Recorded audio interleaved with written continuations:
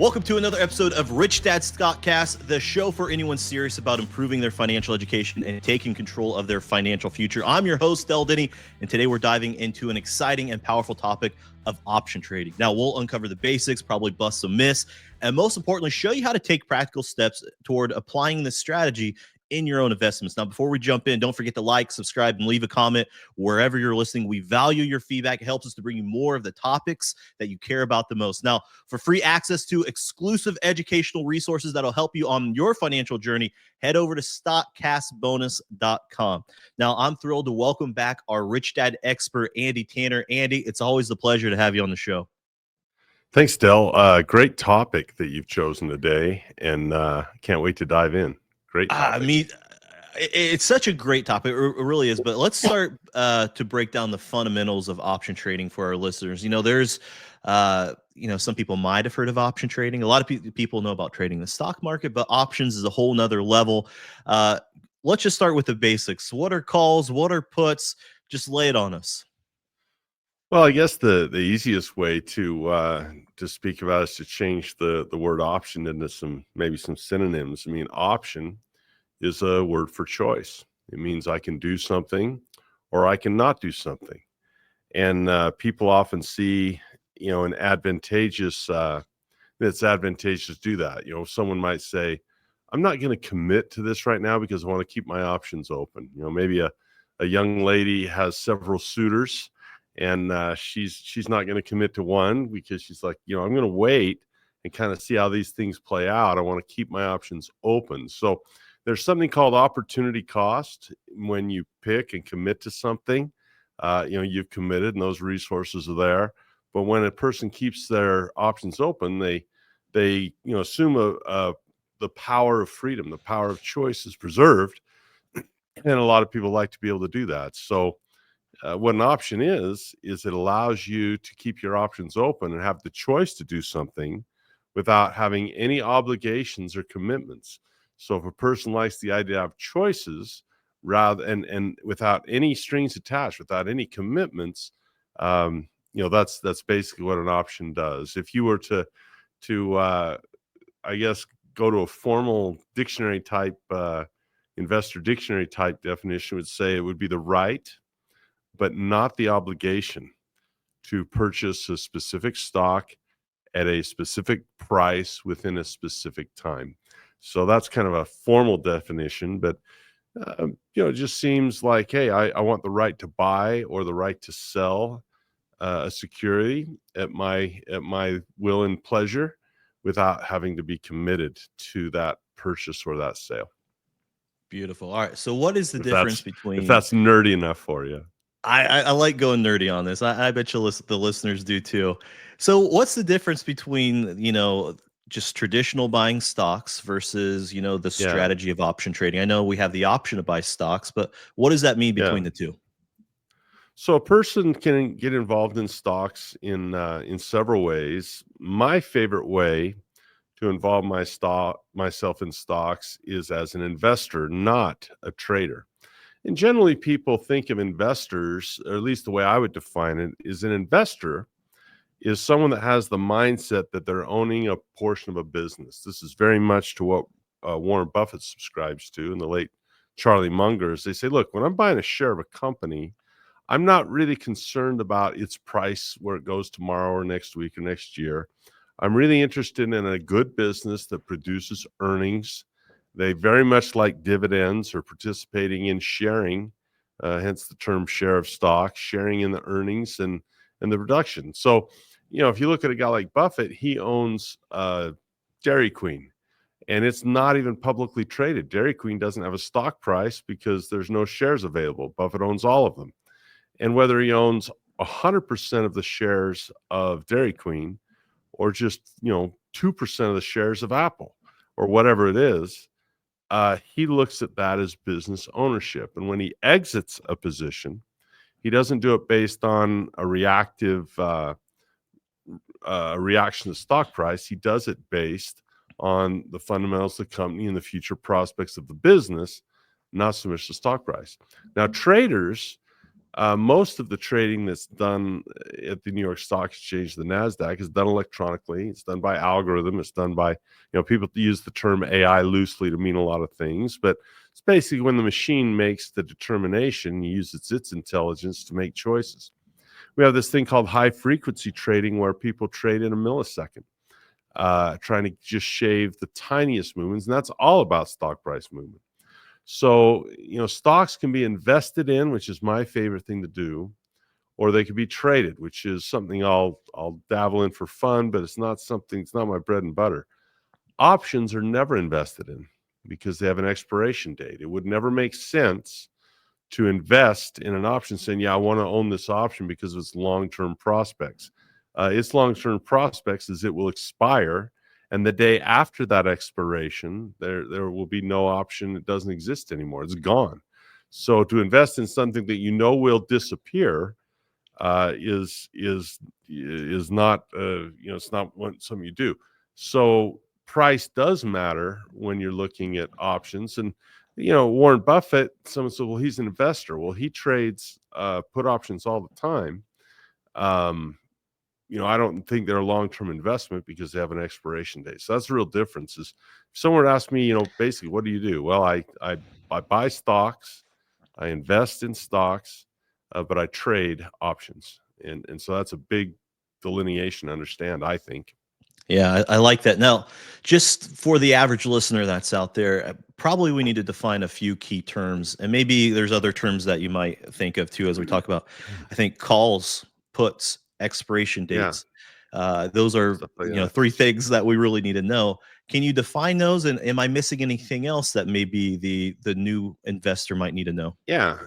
You mentioned stockcastbonus.com. When people go there, we have a gift for them. And one of the things we help people do with the gifts we give them is to determine, what their pathway to get out of the rat race might be.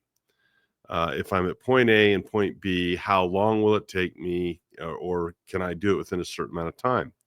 Well, if I want to achieve aggressive goals in a short amount of time, that means that often traditional instruments, typical instruments like a mutual fund or an index fund, and just waiting around for 100 years to have a long white beard, probably won't get me there as soon as I'd like to get there.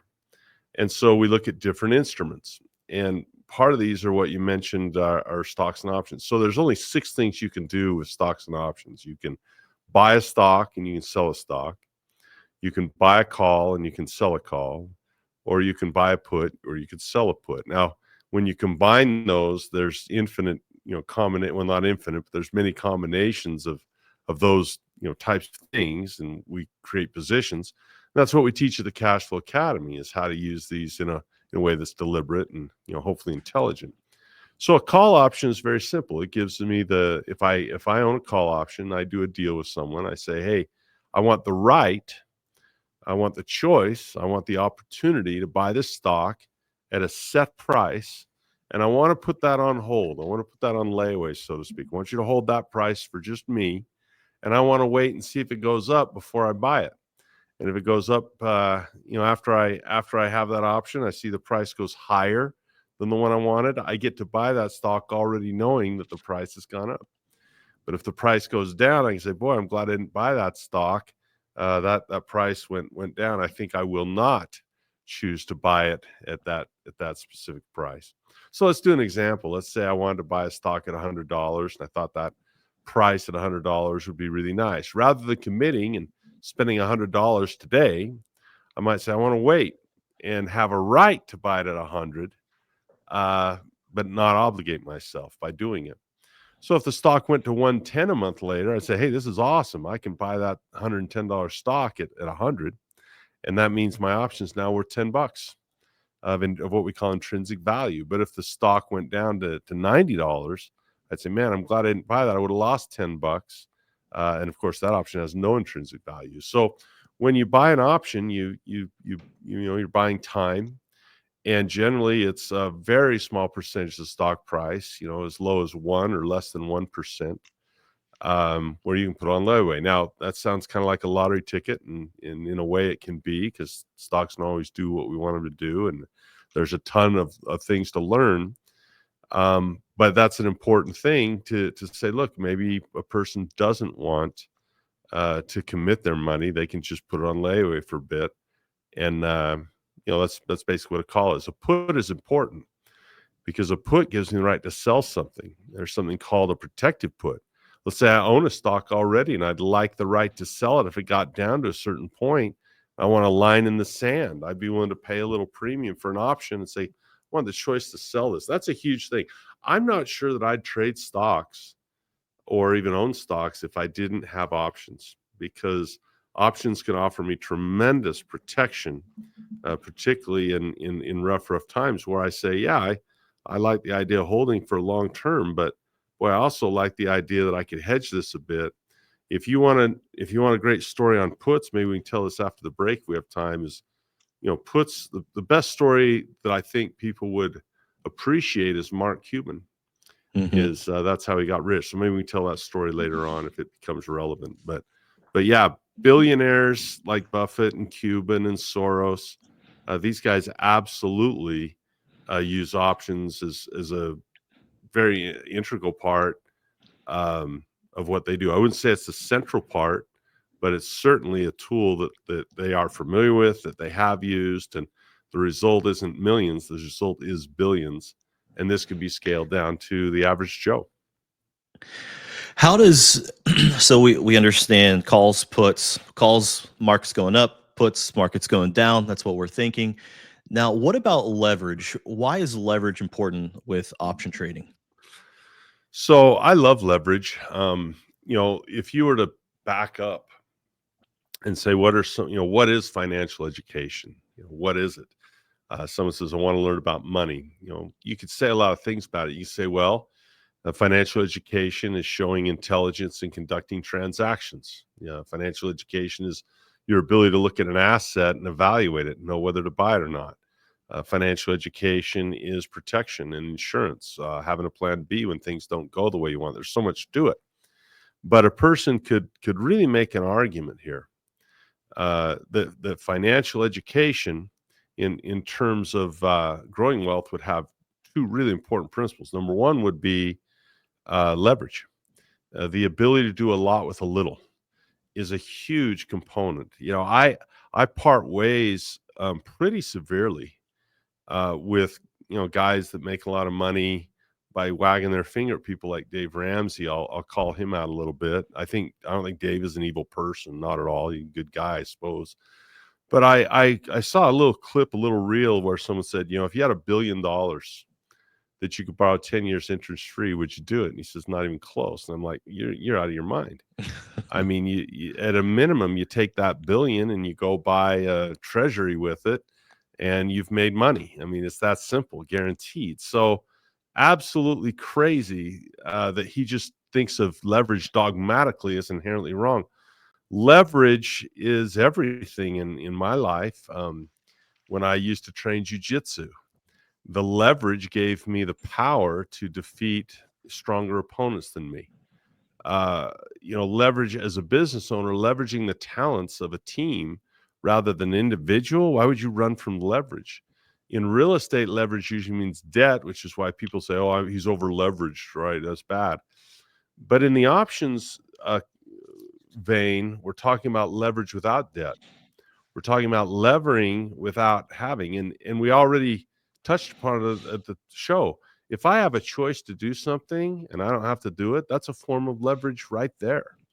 That I'm in a position where I'm levered. What's really nice is, specifically and mathematically, that $100 stock, if I buy 100 shares of it, the one we mentioned earlier, that $100 stock, that's a $10,000 commitment. So I can control and own $10,000 worth of stock with $10,000.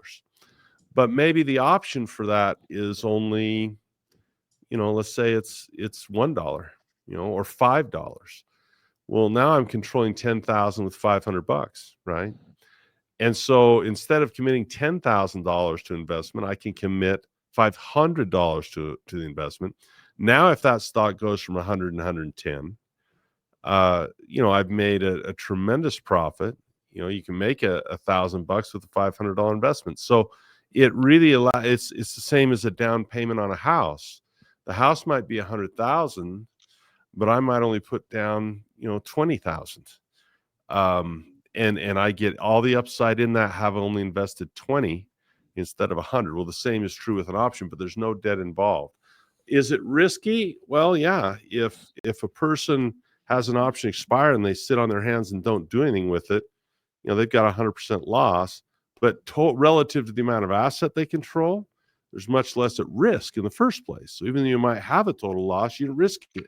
You didn't risk much. Risking $5 as opposed to $100, that's a 95% reduction in risk just by choosing that pathway.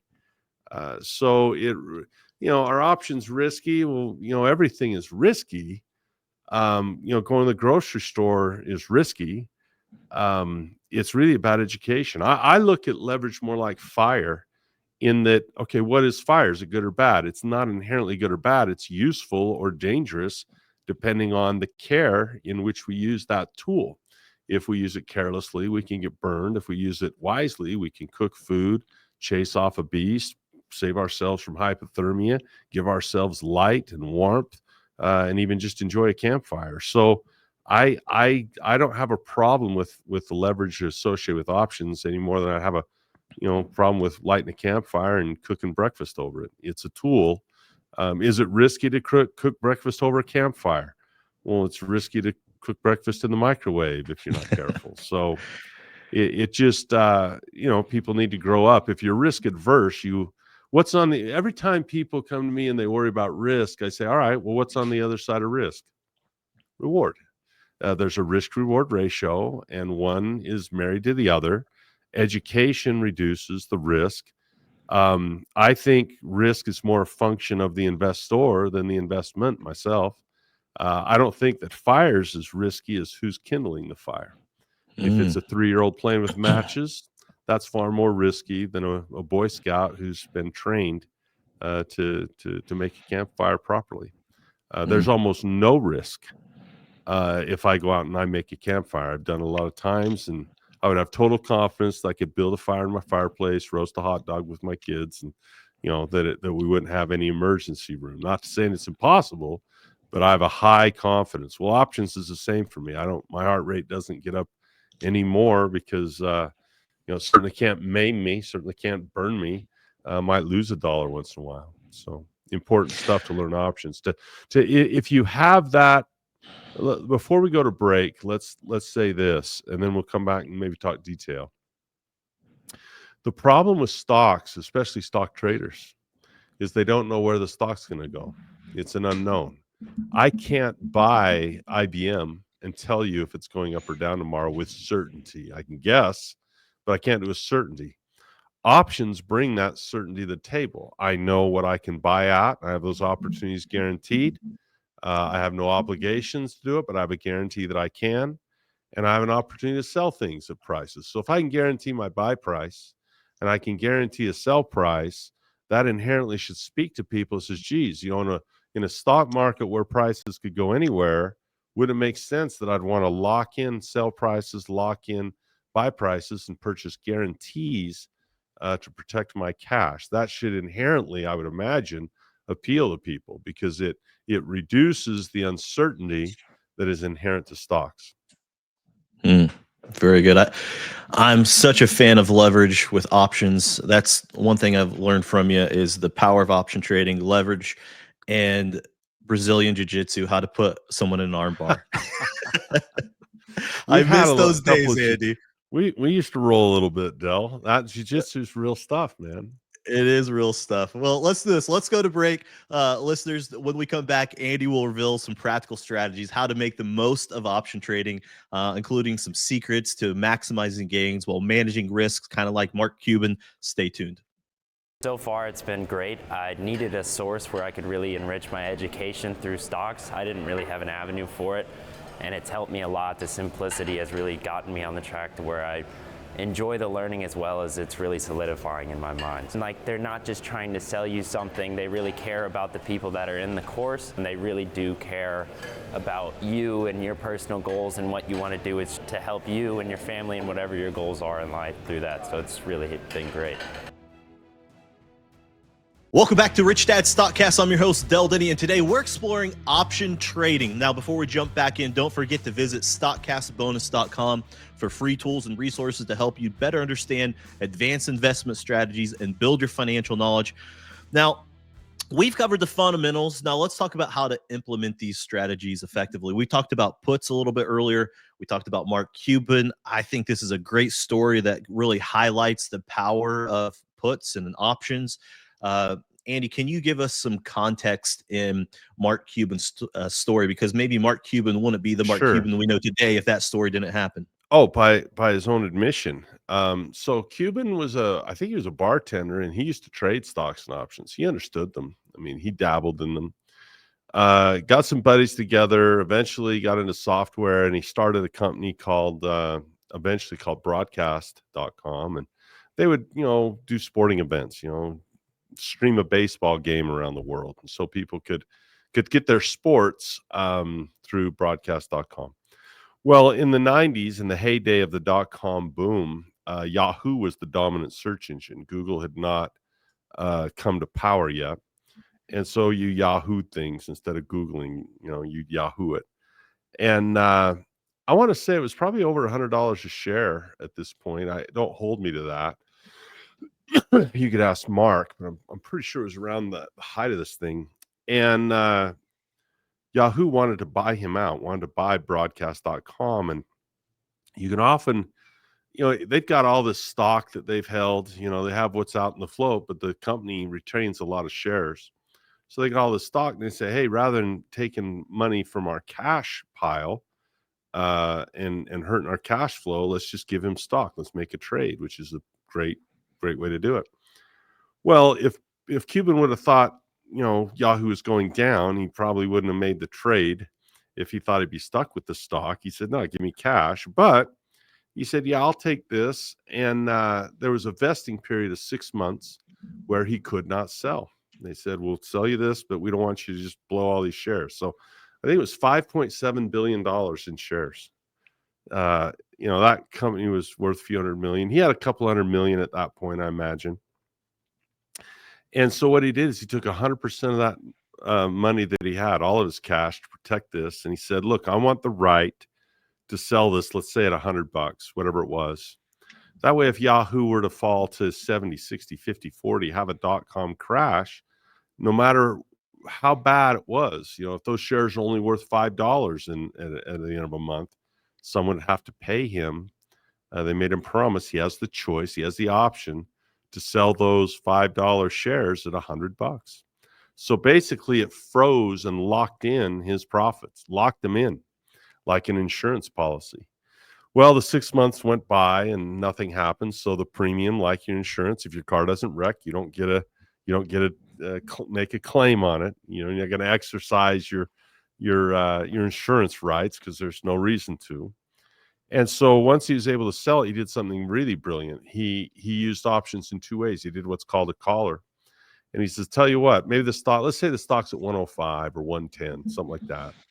He says, tell you what, I'll make a promise to sell it if it goes up to 120, and people would pay him for that promise. So on the one side, he became an options seller. He says, I'll sell this to you at 120. Well, someone seeking leverage doesn't want to spend $110 to find out. They'll spend a small amount for the right to buy at 120. And then he says, maybe I want the right to sell at 100. So he sold calls and took the money that he received for the promises he made and bought puts and used that money to obtain promises he wanted. So either way, he gets to unload a stock, either sells at 120, or he gets to, because he gets called out, or he gets to sell at 100 if it falls. And if it's in the middle and stays high, he doesn't need to sell.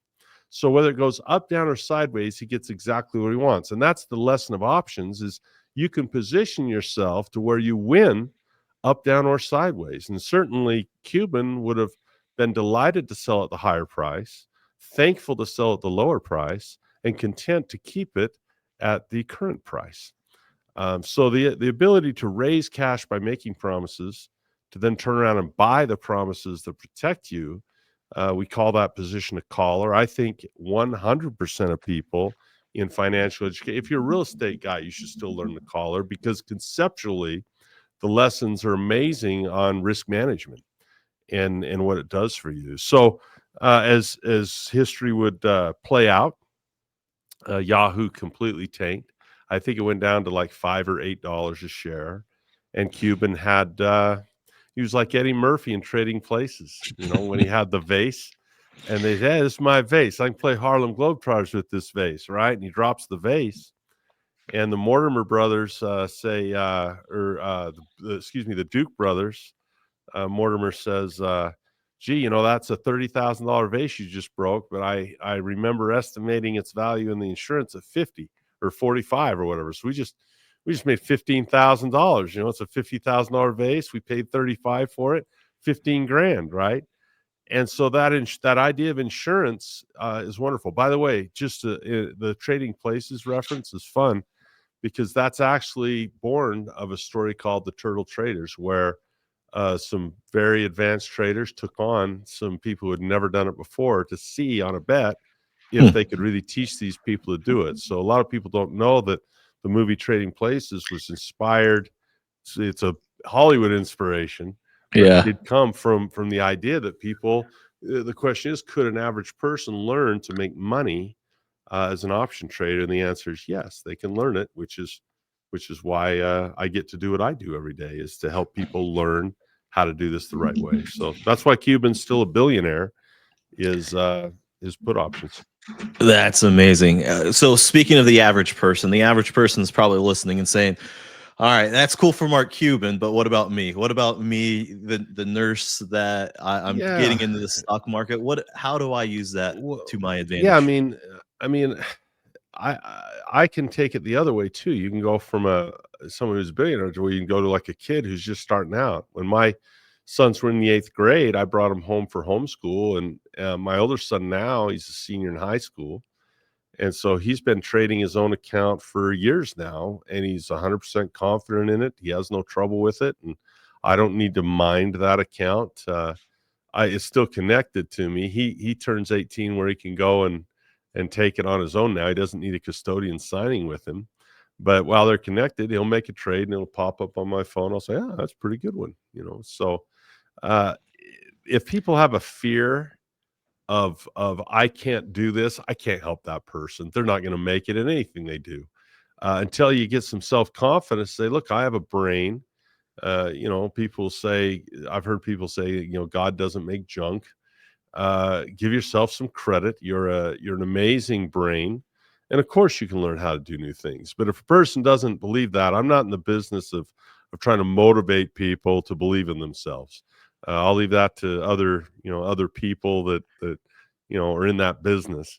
But when a person has a genuine desire and says, look, Andy, yes or no, can I learn this? The answer is absolutely yes. Of course you can learn it. You can learn it in a matter of weeks.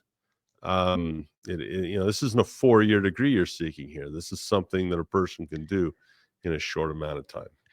I've got to know, just kind of a side note, squirrel thought. Have you ever, when you've seen one of your boys find a stock, have you ever like, I need to do that trade? Have they ever found something that you haven't found? You're like, I need to jump in on that. Once he had one. I was like, that looks pretty good. I think I'll hop into that. I can't remember what it was. I just remember the feeling that I had when I saw it. If I thought about it or looked it up long enough, I'd remember which one it was. But yeah, absolutely. And the other thing is not just that, but with the different prices they choose and their strikes. And I mean, they understand it pretty well. They're not geniuses, but you don't need to be a genius. We need to be consistent. We need to be hungry, and options are a game changer. They really are, especially, we on the defensive side. The ability to draw a line in the sand and say, look, I want to preserve this capital in case I have unknowns that I'm wrong about. There is absolutely nothing wrong with a guy who sees a business long-term, blah, blah, blah. You don't want a 70% drop in that thing. You don't want to have the risk of oh my gosh. So buy some insurance, buy a put option once in a while. Generally, just to tell you how I use options most of the time, is I sell them. I don't buy them nearly as often as I sell them. I love being the insurance company. I love being the guy. This is what Buffett does with options mostly. Well, where Cuban bought a put to protect what he had, Warren sells puts to acquire what he wants. Let me say it again. Mm. Cuban bought a put to protect a stock that was 100. Warren Buffett will sell puts to buy stocks at prices he likes.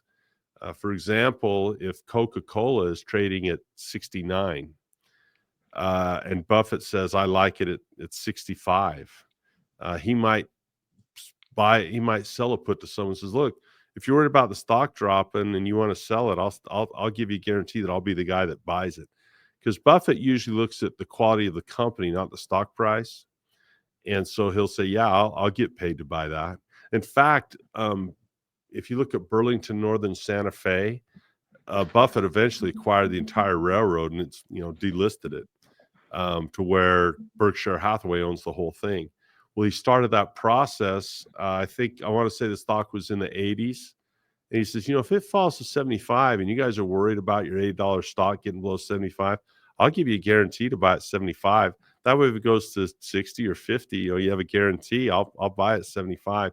You got paid like $6 a share for that put option. And he did that several times on his way. And the funny thing is when everyone saw what he was doing, I think he paid 102 for the rest of the shares, but he got a ton of shares, or got paid to buy them at 75.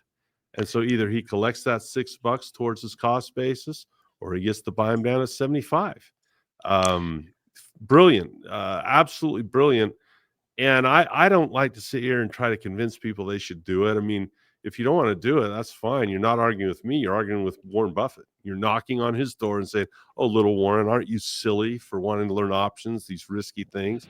Warren Buffett will absolutely get paid 100%. He will get paid to make a promise to buy a stock he loves on the cheap. There's no question about it. He's done it to the tune of he's even done it with index funds to acquire S&P.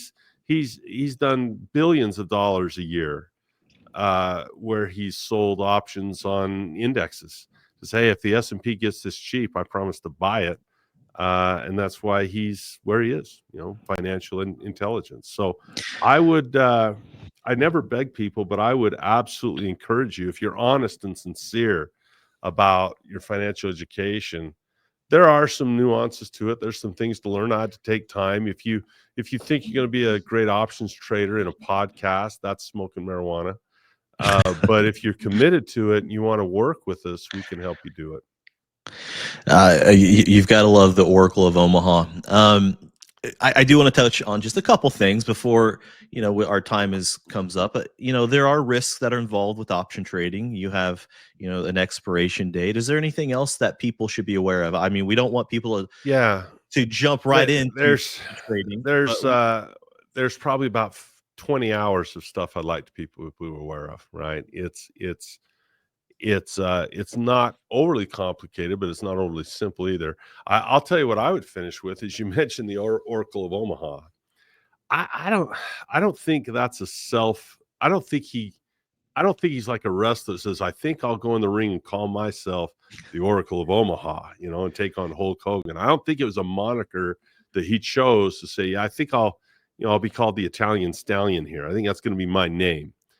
I think other people called him that because of the illusion of being able to predict the future, which he can't do. Admittedly, he cannot do it. But it appears that he is an oracle because think about this. If you were to have Coca-Cola at 69 and promise to buy it at 65, if the stock went up, you'd make money from the option premium you sold. You wouldn't acquire the stock, but you would have been profitable, probably around 25% annualized in your account. So he's making 25% on his money. If it goes sideways, same thing. If it goes down, same thing. But he also gets to buy something in the cheap. And he's like, Warren, how brilliant are you? Let me kind of put it this way with insurance. Let's say your house burnt down, Dell. I says, Dell, your house burnt down. My gosh, did you have insurance? And you say, yes. I go, well, how did you know your house was going to burn down? How were you so smart? Because you bought insurance? You're brilliant. I mean, here's Dell. He knew the house was going to burn down, so he bought the insurance. He must be an oracle. Yeah, must be an oracle. Must have been able to predict that the house was going to burn down. It's not like that. It's called positioning and preparation, not prediction. So Buffett looks like an oracle. Look at Cuban. Cuban, he's going to say, "Oh yeah, I knew it was going down." No, you didn't. If you'd have known it was going down, then you wouldn't have sold to buy insurance. You'd have just sold because you had the ability to do it, right? After 6 months, you could have said, "I'm out. I think it's going down. I'm out." No, he built that collar for a reason, because he wanted the possible upside up to the calls to sell it high as well as low. So either way, if it would have gone up, he says, "Oh, you're brilliant." No matter what would have happened in that collar trade, he would have come out looking like a genius, up, down, or sideways, because of how he positioned himself. So this Oracle of Omaha stuff is, I think that's my least favorite name for Buffett, simply because that dude can't predict the future. And if you read his annual letters, he'll tell you as much, and he'll show you the mistakes he's made, right? Someone asked Buffett, "What's the biggest mistake you've made?" He says, "It's not the stuff I bought, it's the stuff I didn't buy." He says, "I look at the stuff I sat there and I told myself I should buy this, and I chickened out and I didn't do it. And sure enough, it proved to be a huge mistake of omission, not so much a sin of commission." So anyway, learn your options. It's very important for people who are behind or who want to preserve wealth, people who are serious about education, even real estate investors. I mean, if you ask Kim Kiyosaki, or if you ask Robert Kiyosaki, particularly Robert, he knows what an option is for sure. He studied this stuff because conceptually it helps you with risk management. It helps everything you do in every asset class, because of how it causes you to think about surety, about keeping things locked down, and having contingency plans where you're sure about something and less hoping and more sure. Fantastic. Well, that is a wrap for today's episode of Rich Dad Stockcast. We hope that this discussion on option trading has given you actionable insights and the confidence to explore this powerful investment strategy. And a huge thank you to Andy Tanner for sharing his expertise with us. Andy, it's always a pleasure to have you on. Now, don't forget to visit stockcastbonus.com for free resources that can help you to level up your financial education. If you found today's episode helpful, please like, subscribe, leave us a comment. Your feedback helps us to create even more valuable content. And if you know someone who's ready to grow their financial knowledge, share this episode with them. Thanks for tuning in to Rich Dad Stockcast. Until next time, remember, get smart, get invested, and take control of your financial future. I'm Denney, and we'll see you on the next episode. This podcast is a presentation of Rich Dad Media Network.